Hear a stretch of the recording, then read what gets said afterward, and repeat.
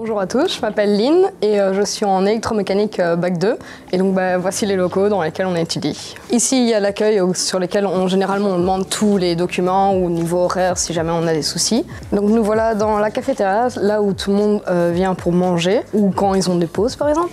On a un billard et un kicker pour pouvoir jouer entre les cours, durant les pauses, pendant qu'on mange, etc. Donc c'est là qu'on se fait un peu tous les liens entre nous.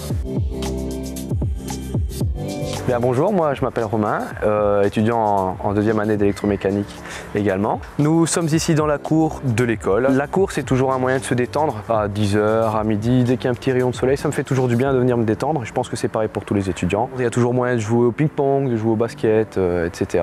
Donc ici on est dans les laboratoires thermiques, donc on a tous les chaudières gaz condensation, mazout, etc. C'est ici qu'on apprend les différents aspects du métier de chauffagiste. Donc on nous apprend à utiliser différents appareils de mesure, donc des testos, etc.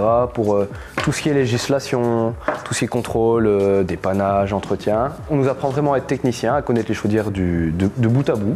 Et ici, on arrive dans la partie laboratoire froid. Donc on a des chambres froides. C'est ici qu'on apprend le métier de technicien frigoriste. Donc on voit tout ce qui est chambre froide, les compresseurs, et on a beaucoup de machines, on a beaucoup de labos pour travailler là-dessus. Comme pour les thermiques, on apprend à les dépanner, à les installer, tout ce qui est régulation pour les industries, pour le particulier, tout ce qui est climatisation et tout ça.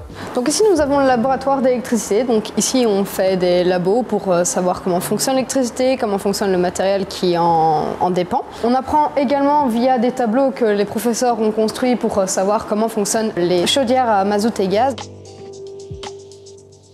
Et donc ici on est devant ma classe. En première, les cours sont un peu plus théoriques parce qu'il faut un peu plus de matière avant de pouvoir toucher aux objets, avant de toucher aux chaudières, etc. En deuxième, on a un peu plus de pratique, on a un peu plus de stage, donc on voit un peu mieux vers quoi on se dirige, mais c'est quand même très agréable de le voir maintenant.